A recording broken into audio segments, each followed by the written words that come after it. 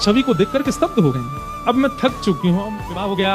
विवाह के बाद उनके पति अनुकूल थे, उनके पूजा में कभी विक्षेप नहीं होने देते थे, लेकिन ठाकुर जी की पता नहीं कैसी लीला है कि जो अनुकूल होता है भक्ति में उसको दूर कर देते हैं।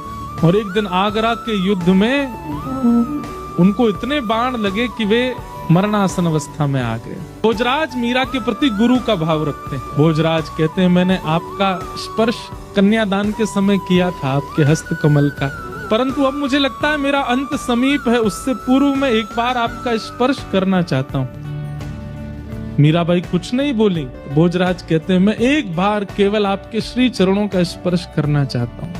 ठाकुर जी के पास गई, अपने गिरधर गोपाल की प्रसादी माला लेकर के आई और भोजराज के गले में पहनाई और अपना हस्त कमल उनके शीश पर फेरती हैं मीरा। श्रृंगार के रूप में मीराबाई को देखते देखते देखते मानो जैसे उनके पति को साक्षात युगल ही एक रूप में हो ऐसा दिखने लगा। उनके पति अपने प्राण त्याग देते। तो पूरे मेवाड़ में एक भी व्यक्ति मीराबाई के पक्ष का नहीं है। खूब यातनाएं देते हैं, प्रताड़ना करते हैं, उपहास करते हैं, पर मीराबाई को इससे कोई फर्क नहीं पड़ता। एक बार जब वैद्य को विष बना करके देना पड़ा और मीराबाई चरणामृत समझ के पी गई, कुछ हुआ नहीं, तब उसी वैद्य को 2 बूंद पिला दी गई राणा के द्वारा, मर गया वो वैद्य। तब मीराबाई के चित्त को क्षोभ हुआ कि मुझ तक पीड़ा रहे मैं सह लूं, पर मेरे अलावा किसी और को मिले ये मैं सहन नहीं कर सकती। गोस्वामी तुलसीदास जी को पत्र लिख करके मीराबाई ने अब पूछा, क्या करूं? तब गोस्वामी जी ने आज्ञा की कि अब ऐसों का त्याग करो जो हरि विमुख है।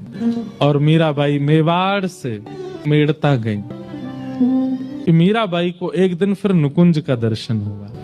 रात्रि में नित्य ही उनको अनुभव तो होते थे, कभी सुगंधी का अनुभव होता था, कभी नूपुरों की ध्वनि का अनुभव होता था, कभी वंशीनाद का अनुभव होता था। एक दिन कुछ अनुभव हुआ मानो किसी ने पुकारा हो, तभी निधिवन राज में प्रवेश कर गए और वहां अनेक सखियां सहचरियां हैं और मीराबाई सबको देखे, इतनी सुंदर हैं सब, और सब मीराबाई को देख के गए, अरे माधवी तो आ गई। अपना नाम माधवी सुनकर के मीरा थोड़ी चकित होती हैं, ये सब मुझे माधवी क्यों बोल रहे हैं, और ये ऐसी अद्भुत कुंज, ये ऐसे अद्भुत साज, ये ऐसे अद्भुत पुष्प, ये पहले तो मैंने कभी देखे नहीं, ये सब मुझे माधवी क्यों कहते हैं। तभी एक द्वार खुला और उस द्वार के भीतर से पीताम्बरी पहने श्याम सुंदर नीलांबर धारण की हुई हमारी किशोरी जी, दोनों युगल सरकार का जैसे ही आगमन हुआ, पूरी सभा सुगंधित हो गई, सब नतमस्तक हो गए, जय जयकार करने लगे, पुष्प वृष्टि करने लगे और